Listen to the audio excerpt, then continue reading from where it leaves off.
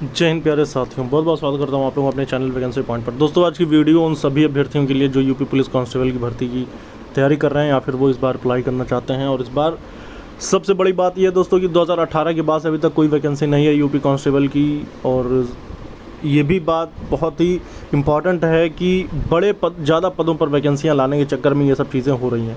अब उसके बाद आपको बता दें कि ये लगभग 52,000 प्लस पदों पर ये जो वैकेंसी आने वाली है, इसके चलते एक ऐसी एजेंसी का ये लोग चयन कर रहे हैं जिसमें कि बढ़िया हर तरह से सब सारी चीज़ें सुचारू रूप से और बिल्कुल पारदर्शिता के तौर पर एक एग्ज़ाम कराया जाए जिसमें किसी प्रकार की भी धांधली शामिल ना हो। लेकिन मैं आपको बताऊं कि अदर स्टेट्स की अगर कंडीशन देखी जाए तो दोस्तों मैं आपको बताऊं, बिहार हो, चाहे राजस्थान हो, चाहे मध्य प्रदेश हो, हाँ वहाँ पे ये चीज़ें हैं दोस्तों, पदों की संख्या कम रहती है और भर्तियाँ ज़्यादातर आती रहती हैं।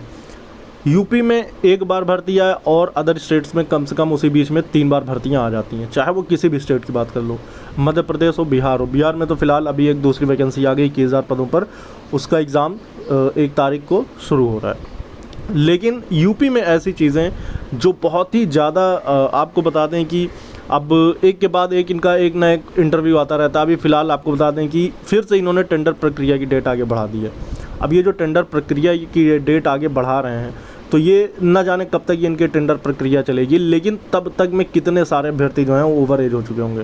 पिछली बार यानी पिछले साल 2022 में उम्मीद थी वैकेंसी आ जाएगी और पहले हो रहा था 1 जनवरी से एज काउंट होगी, फिर जुलाई से काउंट होगी, फिर उसके बाद ये 23 में आया, फिर कोई कह रहा दिसंबर में काउंट होगी, फिर जनवरी 2023 में, जनवरी 27 में, मतलब कि जनवरी 2023। लेकिन अब बात ये है दोस्तों कि अब ये जनवरी 2024 में एज जाने की पूरी संभावना हो चुकी है कि जो जनवरी 2024 को 18 से 23 साल की उम्र को हासिल कर रहा वो इस भर्ती को अप्लाई कर पाएगा।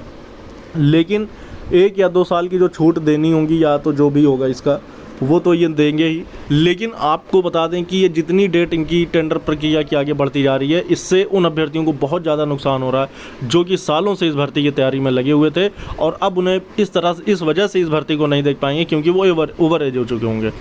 तो मैं एक अपील और दरख्वास्त करना चाहता हूं कि जितने भी अभ्यर्थी हैं वो सभी के सभी मेरे चैनल से जुड़ें और इसके लिए आवाज़ उठाएं। और सबसे बड़ी बात ये दोस्तों कि टेंडर प्रक्रिया इनकी चाहे जहां भी जाए, चाहे जब भी आए, लेकिन इन्हें एप्लीकेशन फॉर्म पब्लिश कर देना चाहिए, नोटिफिकेशन जारी कर देना चाहिए कि कम से कम फॉर्म अप्लाई हुई। ये अनुमान लगा रहे हैं कि 30 से 40 लाख फॉर्म पड़ेंगे, 20 से 25 लाख पड़ेंगे।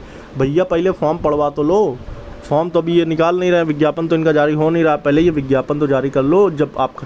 जब टेंडर प्रक्रिया आपकी पूरी हो जाए तो आप एग्ज़ाम की जिम्मेदारी दे दें, लेकिन उसके पहले आप पहले आवेदन तो ले लो। आवेदन लेने में क्या दिक्कत आ रही है?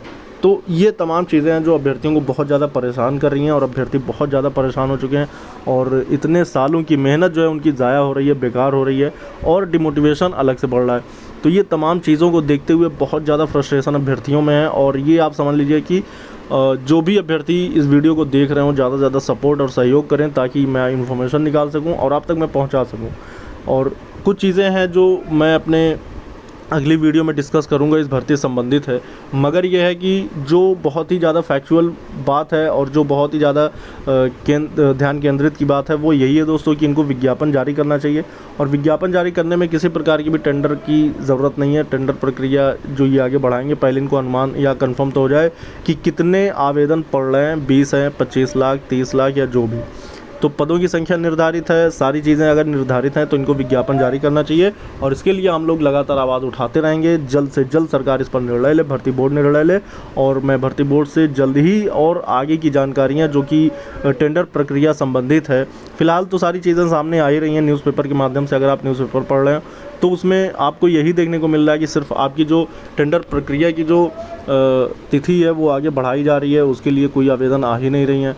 तो इसके लिए कुछ और भी स्टेप्स होते हैं, उसको सरकार को उठाने चाहिए, लेकिन फिर भी इसमें सिर्फ विलम्ब हो रहा है। और जबकि आपको बताया कि भर्तियां सिर्फ चुनाव टाइम में ही आनी है, तो चुनाव टाइम तो आ गया, लेकिन 5 साल 6 साल बीतने के बाद भी वैकेंसी नहीं देखने को मिल रही।